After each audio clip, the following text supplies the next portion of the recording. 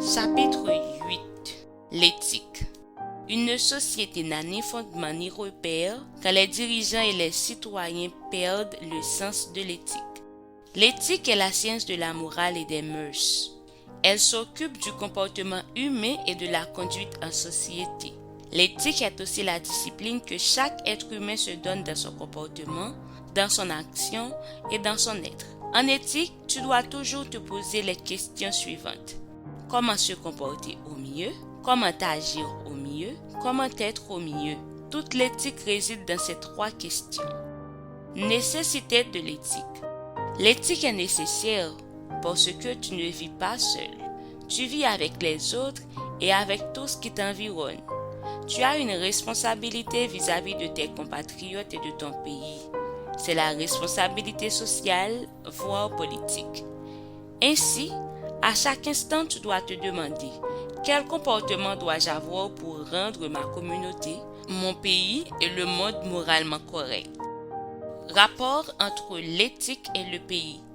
Dès qu'il y a une communauté humaine, un pays, on doit toujours s'entendre sur un système de valeurs, un code moral qui sert de référence à l'action de chacun et du groupe.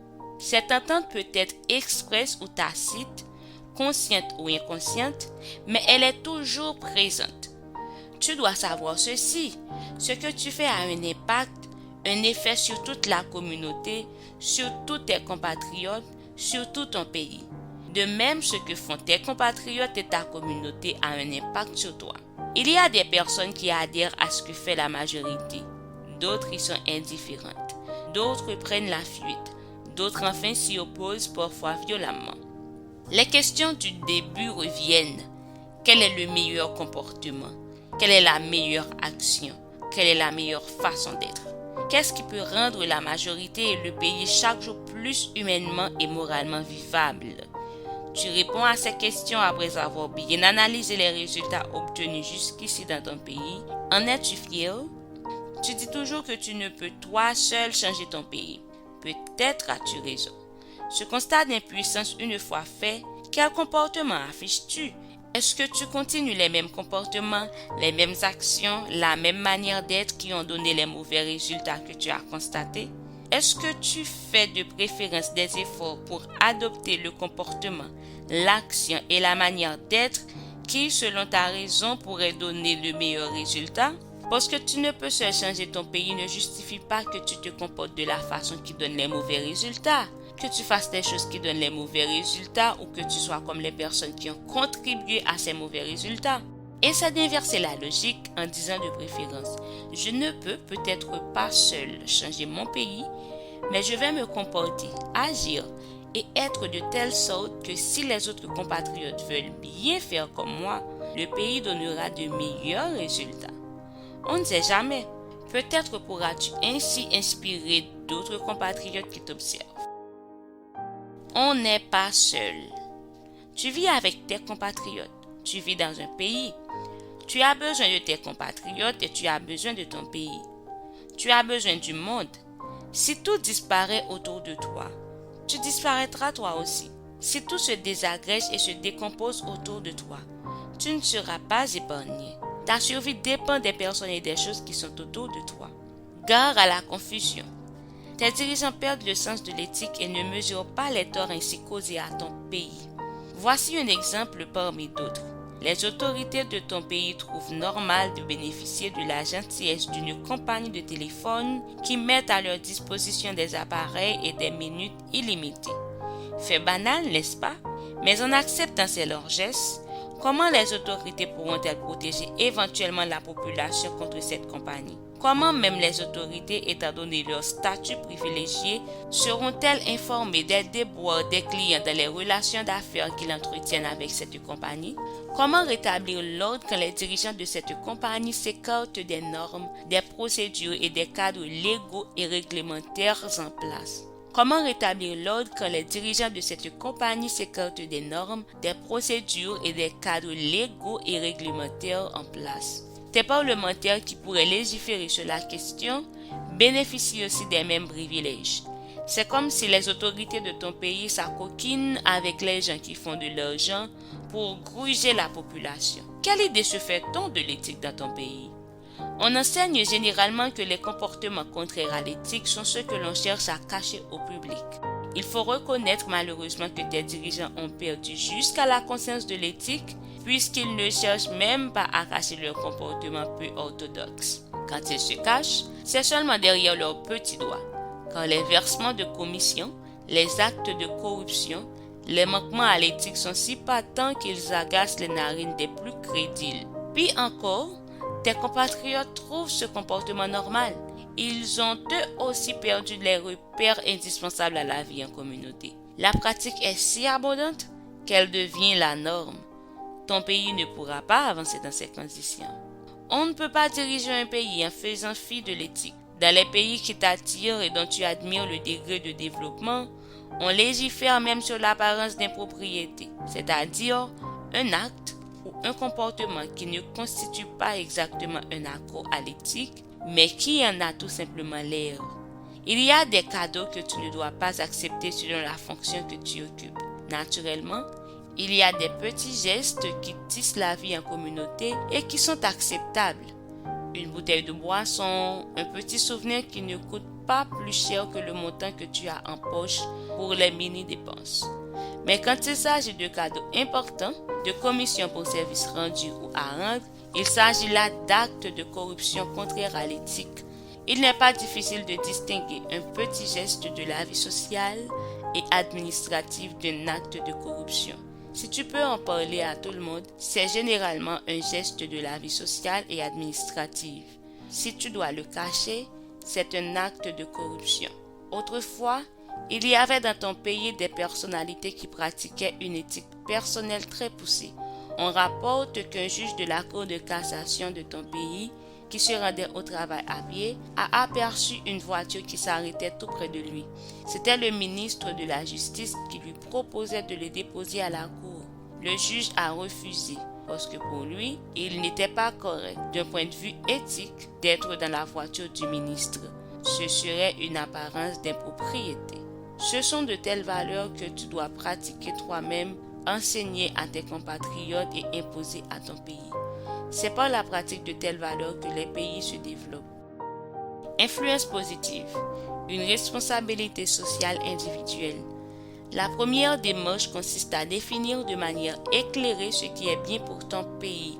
Tu disposes pour y arriver d'un outil d'analyse, la raison et d'un objet d'analyse, le constat des résultats obtenus. Peux-tu raisonnablement conclure que les résultats obtenus sont satisfaisants? Pousse plus loin ton raisonnement jusqu'à chercher les causes des mauvais résultats que tu as constatés. Les résultats sont-ils dus à une forme de gestion en cours dans ton pays, à des comportements, actions et façons d'être sur les plans individuels, social, économique ou politique? Le constat une fois fait, demande-toi ce que tu peux faire, ce qu'une personne éclairée, intelligente et courageuse ferait en pareille circonstance pour obtenir de meilleurs résultats. Tu ne peux te contenter d'en discuter, de te plaindre, de pleurnicher, de t'avouer impuissant et incapable de faire quoi que ce soit. Tes discours et tes complaintes ne vont rien changer, ton inaction non plus. Au contraire, de tels comportements font de toi en même temps victime et complice et vont bloquer toute ta capacité de réfléchir et d'agir. Tu passes trop de temps à palabrer. Si tu n'es pas satisfait des résultats, il faut faire quelque chose. Tu dois avoir l'intelligence pour identifier ce qu'il faut faire et le courage pour agir. Il faut travailler à l'émergence d'une autre forme de gestion et de nouvelles pratiques sur les plans individuels, social, économique et politique. Bref, l'émergence d'une nouvelle éthique, c'est-à-dire un changement dans les comportements, actions et façons d'être qui ont donné les mauvais résultats que tu as constatés. Ce travail requiert de l'intelligence et du courage, puisqu'il s'agit de porter tes compatriotes à s'engager dans de nouvelles voies. Et c'est à ce niveau que se situe la bataille éthique dans une société. Et c'est également à ce niveau que se situe le rôle des élites, des esprits éclairés. Il ne faut pas te méprendre. Les esprits éclairés, c'est-à-dire les élites, ce ne sont pas nécessairement ceux et celles qui ont fait de grandes études universitaires. C'est bien d'étudier, Mais il faut penser et agir également comme le dit Confucius. Étudier sans penser est vain, mais penser sans étudier est dangereux. Il y a pourtant des compatriotes qui n'ont pas fréquenté l'école et qui sont des esprits éclairés. Inversement, il y en a qui ont fait les meilleures universités et qui sont bien loin d'être des esprits éclairés. Bien sûr, si tu es déjà un esprit éclairé, tes études avancées constitueront une valeur ajoutée. Mais tu ne dois pas te contenter de faire de grandes études et d'en parler à tout bout de champ. Tes grandes études doivent te permettre d'agir pour obtenir de nouveaux résultats, sinon elles ne servent à rien. Un pays a besoin d'esprits éclairés. Eux seuls peuvent le faire évoluer. Et ces esprits éclairés doivent venir du pays même. C'est le pays en question qui doit les produire. Bien sûr, des esprits éclairés de deux pays peuvent entretenir des relations, faire des échanges sur tous les plans, mais les esprits éclairés d'un pays ne peuvent être uniquement importés. Un pays qui ne produit pas ses propres esprits éclairés est appelé à disparaître sous une forme ou une autre, tôt ou tard. Les esprits éclairés constituent une urgence pour ton pays. C'est le genre de rapport que tu développes avec ton pays qui fait de toi un esprit éclairé. Ce ne sont ni tes études, ni ton degré de fortune, ni ta position sociale. Tu peux être un esprit éclairé et faire partie d'une élite tout en résidant à la campagne ou dans un bidonville. Ton apparence à la catégorie des élites ou des esprits éclairés est fonction de la nature de tes relations avec ton pays. Que fais-tu pour changer les mauvais résultats que tu as constatés? Que tu aies fait de grandes études, que tu n'en aies fait aucune, que tu aies de l'argent, que tu sois pauvre, que tu vives à la campagne ou en ville, que tu résides dans une grande maison ou dans un taudis, quelle que soit la couleur de ta peau ou la texture de tes cheveux, tu peux être l'un de ces esprits éclairés dont ton pays a besoin. Ta raison te permet-elle de juger des résultats? Ton intelligence te permet-elle d'identifier ce que tu dois faire? As-tu le courage de le faire? As-tu la détermination pour continuer malgré les difficultés? Tu es alors un esprit éclairé. Tu fais partie de cette élite dont ton pays a un si grand besoin. Il te reste maintenant à trouver les autres esprits éclairés de ton pays. Bien sûr, il y en a. Erreur si tu penses être le seul. Tu dois les chercher. Ils sont un peu partout, dans les campagnes, dans les bidonvilles, dans les quartiers populaires, parmi les riches, les intellectuels. Tu vas les reconnaître par certaines caractéristiques qui les distinguent nettement. 1. Ils s'engagent dans un processus d'amélioration continuelle de leur comportement, leurs actions et leur être. 2. Ils parlent peu et n'aiment pas les palabres interminables. 3. Ils ne se lamentent pas. Ils sont prêts à agir. 4. Ils n'accusent ni les étrangers, ni les autres compatriotes, ni même Dieu, voire Satan des malheurs de leur pays. 5. Ils n'attendent ni les ONG, ni la communauté internationale, ni les pays amis pour développer leur pays à la place des fils et des filles de celui-ci. 6. Ils savent qu'ils doivent faire tout ce qui dépend d'eux pour forger le destin de leur pays. 7. Ils ne cherchent pas les solutions faciles qui vont donner des résultats médiocres et peu durables. 8. Ils sont prêts à s'attaquer à des problèmes difficiles si c'est ce qu'il faut faire pour obtenir les meilleurs résultats possibles. 9. Ils n'abandonnent pas devant les difficultés, puisqu'ils savent que le développement de leur pays n'aura pas lieu sans eux. 10. Ils ne s'exilent pas, sauf s'il s'agit d'une stratégie pour mieux continuer leur lutte et pour rebondir. Le travail des esprits éclairés n'est pas facile. Les résultats peuvent mettre du temps à être observés. Mais ils doivent le faire et il n'y a qu'eux qui puissent le faire. Ils doivent le commencer et c'est à eux de le commencer. Ils vont faire face à beaucoup de résistance parce que tout le monde était déjà très confortable dans les anciennes habitudes et façons de faire et d'être qui ont donné les mauvais résultats qui ont été constatés. Les esprits éclairés ont pour tâche d'expliquer, de convaincre de la nécessité de changement dans les pratiques, habitudes et façons de faire et d'être. Ils doivent chercher à constituer la masse critique nécessaire au changement.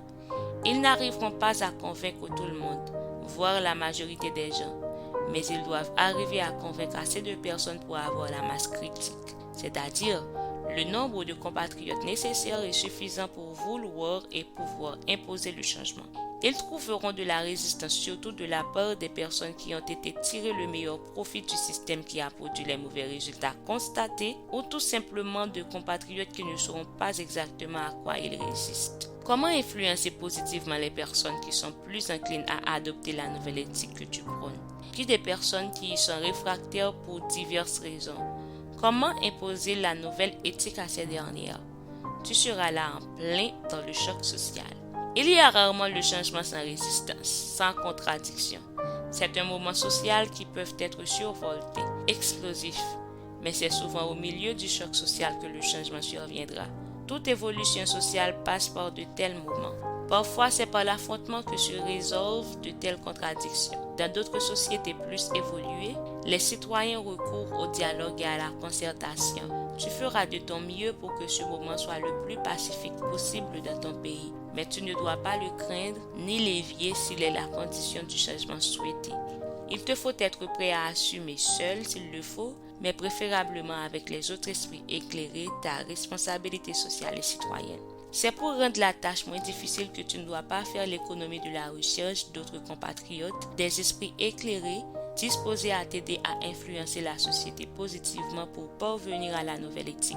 Tu ne pourras pas réussir si tu es seul. Il faut constituer la masse critique indispensable. S'il n'y a pas d'élite, d'esprit éclairé en nombre suffisant pour exercer une influence positive sur le reste de la société, ton pays va plonger et continuera sa descente. Tu es sûrement l'un de ces esprits éclairés que ton pays attend pour remonter la pente. Il faut alors refuser l'esprit de la facilité qui vient avec la passivité, l'attentisme, le verbiage, les complaintes et faire le choix de la difficulté qui entraîne la réflexion profonde, la concertation, l'action et la détermination. Tu l'as déjà entendu, mais il faut te le répéter sans cesse. Ce n'est pas parce que des pays sont riches et développés qu'ils pratiquent l'éthique, mais c'est parce qu'ils pratiquent l'éthique qu'ils sont devenus riches et développés. Ils savent que tout le monde ne va pas spontanément pratiquer l'éthique, mais ces pays mettent en place un système qui favorise l'éthique et sanctionne effectivement les manquements. N'oublie jamais cette vérité fondamentale. Tu peux provoquer le développement de ton pays par la pratique de l'éthique.